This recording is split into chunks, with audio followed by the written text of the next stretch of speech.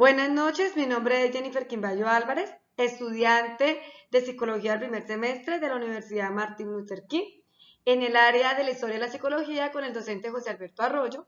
Hoy trataremos dos temas importantes como es el cognitivismo y la teoría de sistemas. Entonces empecemos hablando qué es el cognitivismo, de dónde son sus orígenes, quiénes fueron sus principales exponentes y cuáles son sus características. Entonces, ¿qué es el cognitivismo? Dice que es la teoría del conocimiento orientada a la comprensión de las cosas basándose en la percepción de los objetos y cómo nos relacionamos e interactuamos con ellos. O sea que procura conocer el comportamiento humano partiendo del análisis de la manera en que las personas o en que cada individuo percibe, comprende, maneja y utiliza sus emociones para comprender ciertos, o sea, para ir aprendiendo, comprender ciertos conocimientos. ¿En dónde fue el origen del cognitivismo? Entonces dice que comenzó en 1956 con la noción de que todos los sistemas procesadores de información, incluido el cerebro, comparten los mismos principios. Entonces, ¿qué analizaron? Partieron de que como una computadora tiene un software, ¿cierto? Y lo trataban así, ¿por qué no tratar el cerebro o la mente de esa manera? Entonces, se consideró apropiado estudiar la mente como si se tratara de un software, de un sistema, de una computadora. Entonces, ahí empezó el origen del cognitivismo. ¿Cuáles son sus características?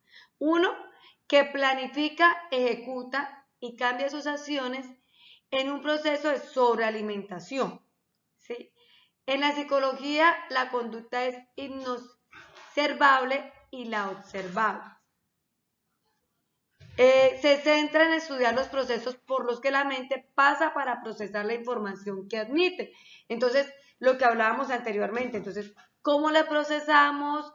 ¿Cómo la recibimos? ¿Cómo reaccionamos frente a esa información? ¿Y cómo controlamos nuestras emociones? Entonces, cada mente tiene una manera distinta de percibir esa información. Uno de los grandes exponentes del cognitivismo fue el señor Jean-Pierre. ¿Qué nos decía él? Él nos dice que el desarrollo no se establece con cambios físicos, sino con la maduración cognitiva. O sea que nosotros a medida que vamos aprendiendo, vamos a irnos evolucionando lo que en nuestro aprendizaje. Entonces dice que se basa en los procesos mentales de pensamientos, sentimientos, aprendizajes, retención y otros. O sea que el aprendizaje es evolutivo, todo es aprendible, ¿sí? Entonces, a medida que nosotros vamos aprendiendo y adquiriendo más conocimiento, vamos evolucionando y vamos madurando cognitivamente. Entonces, dice que la motivación del alumno es inherente a ese tipo de aprendizaje. O sea que hay aprendizajes que aunque usted no tenga motivación de aprender, lo va a hacer. Según el señor Jean-Pierre, había 4 estadios en el desarrollo cognitivo de los niños. Uno era el estadio sensoriomotor, que iba desde los 0 a los 2 años. En esa etapa era el juego característico, es funcional y son acciones que los niños realizan sobre su cuerpo o los objetos. El estadio preoperacional va desde los 2 años a los 6 años. En esa etapa se caracteriza por juegos simbólicos, el egocentrismo y el aprendizaje del lenguaje. El siguiente estadio es de operaciones concretas, que eso va de los 7 a los 12 años, que utiliza operaciones ya más lógicas para resolver problemas. En el estadio de operantes formales va a partir de los 12 años. En esa etapa el niño adquiere la capacidad de usar funciones cognitivas abstractas y de resolver problemas que considera diversas variables. El señor Lev Vygotsky, él se enfocaba no solo cómo los adultos y los compañeros influyen en aprendizajes individuales, sino también en cómo las creencias y las actitudes culturales impactaban en el modo de llevar a cabo la instrucción y el aprendizaje. Él creó la teoría de sociocultural, que él, para él el aprendizaje era más que entre más interactuáramos con la gente, más cultura adquiríamos, más aprendizaje íbamos a hablar, porque no era de pronto el mismo aprendizaje que tenemos nosotros acá en el llano, que tenemos unas creencias, que practicamos ciertas costumbres, a de pronto los de la costa. Entonces, que también el aprendizaje tenía que verse más cómo socioculturalmente vivíamos nosotros y en el entorno en que nosotros nos manejábamos. El señor David Ausubel, él dice que el conocimiento era de experiencias previas. Entonces, el niño miraba un caballo, ¿cierto? Él ya tenía ese conocimiento del caballo, pero si miraba un camello, se le asimilaba mucho al caballo, él de una vez, como ya ha tenido la experiencia previa de ese caballo, iba a asimilar ese camello como un caballo. A veces de pronto vamos con los niños en las manos y dicen, mami, ese es un león. No, no, mi amor, no es un león, es tal cosa porque para ellos tienen una experiencia previa y basa ese aprendizaje de esa experiencia previa. Cuando esa persona nos explica a nosotros cuál es la realidad, pues vamos evolucionando, ¿cierto? Entonces dice que no se produce si no hay interés por parte del alumno. El señor Albert Bandura hablaba de la teoría del aprendizaje social, que propone que el aprendizaje es un proceso cognitivo que tiene un lugar en un contexto social y que ocurre principalmente a través del reforzamiento, la observación y la instrucción directa, incluso en la ausencia de reproducción motora o refuerzo. El señor Joseph Novak en su teoría propone que para construir un significado implica pensar, sentir, actuar y que esos aspectos hay que integrarlos para construir un aprendizaje significativo diferente, sobre todo para crear nuevos conocimientos. O sea que para nosotros ir adquiriendo conocimientos teníamos que hacer un proceso, ¿no? De pensar, de sentir, de actuar, de ir queriendo aprender. Bueno, como ya hablábamos de Erik Erikson, decía que él postuló que en las etapas de la vida adquiere ciertas competencias específicas que determinan la evolución posteriores.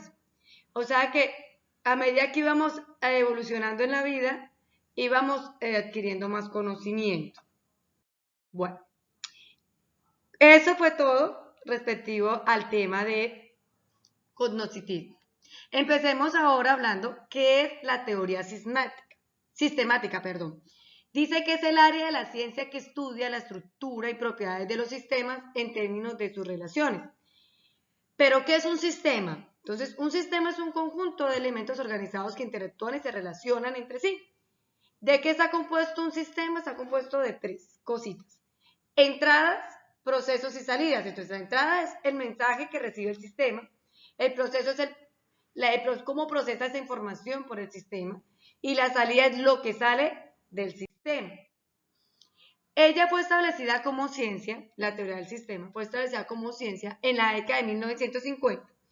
Hubo grandes expositores, entre ellos el más importante fue el señor Ludwig Bohm, el otro fue Anatole Raypaper, Kenen, William Roth, entre otros, ¿no? Porque tuvieron más expositores de ellos. Según eso, decía que el todo es más que la suma de sus partes. Es una teoría que explica todas las teorías. ¿Por qué? Porque todo está compuesto y todo lo que conocemos nosotros está entregado por un sistema. Como por ejemplo, una empresa es un sistema, una familia es un sistema, una ciudad es un sistema, una comunidad de una iglesia es un sistema. Entonces, eso quiere decir que es la teoría que regula todas las otras teorías porque cada teoría es un sistema. ¿Cuáles son las funciones? Bueno, entonces, las funciones de un sistema dependen de su estructura, ¿cierto? Entonces, según los elementos, cómo se componga, se organice y se trabaje, serán las funciones del sistema puede realizar. En los sistemas existen dentro, entonces hay tres postulados, ¿cierto? Entonces dice, los sistemas existen dentro de otros sistemas. Entonces, por ejemplo, una célula se encuentra dentro de un tejido en un órgano en el cuerpo. O sea, hay como sistemas y subsistemas que llamamos. Entonces hay sistemas que existen dentro de otros sistemas. También tenemos sistemas abiertos o sistemas cerrados. Entonces, todos los sistemas reciben y dan algo a otros sistemas, ¿cierto? Porque como había dicho, es como un engranaje. Entonces, los cerrados se consideran aquellos que solo comparten energía a su alrededor, pero no comparten materia. Eso se usa más y es de gran importancia en el área de física. En cambio, los abiertos somos los individuos y las familias, son sistemas abiertos. Para eso encontramos que es la homeostasis. Entonces, la homeostasis es la capacidad y la tendencia de un sistema mantenerse en equilibrio. Entonces, nosotros comemos porque nos da energía, porque la necesitamos, ¿cierto? Pero cuando hacemos energía, cuando hacemos ejercicio, perdón, sale la energía, ¿cierto? Entonces, hasta que se rompa ese equilibrio. Por ejemplo, ya el hombre come más y no hace ejercicio, ¿cierto? Entonces, está generando energía, comiendo en cantidad, en exceso, pero no hace suficientemente ejercicio. Entonces, ahí ya hay un desequilibrio. Ok, entonces ahora sigue la retroalimentación, que es la capacidad de un sistema de responder a un determinado estímulo.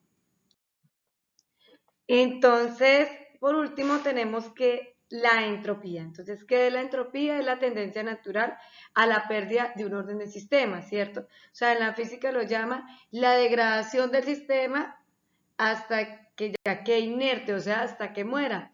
Como nosotros los seres humanos, que a medida que vamos avanzando, nos vamos envejeciendo y es inevitable que lleguemos hasta la muerte.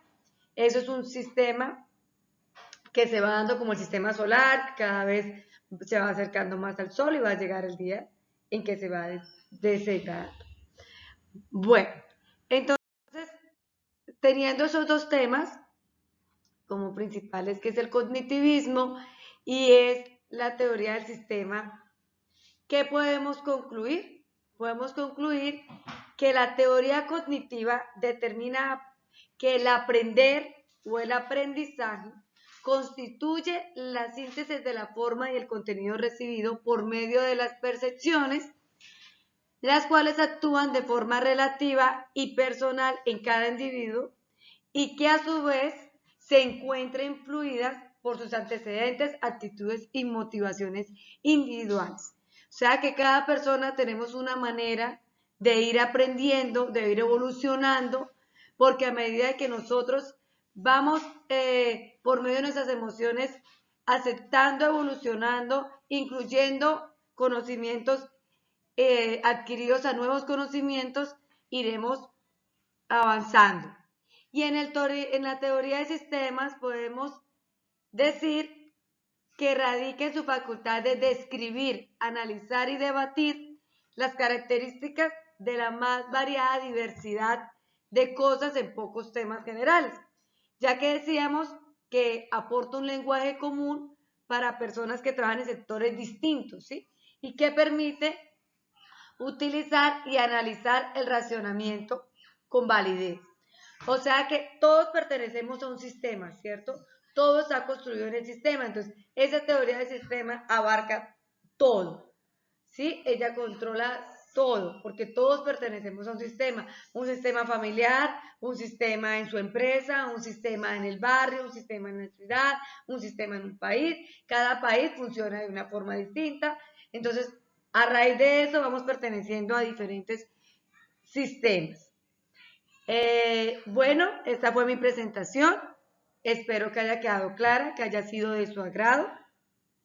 Y hasta a una próxima ocasión. Les deseo que tengan una feliz noche. Que estén muy bien.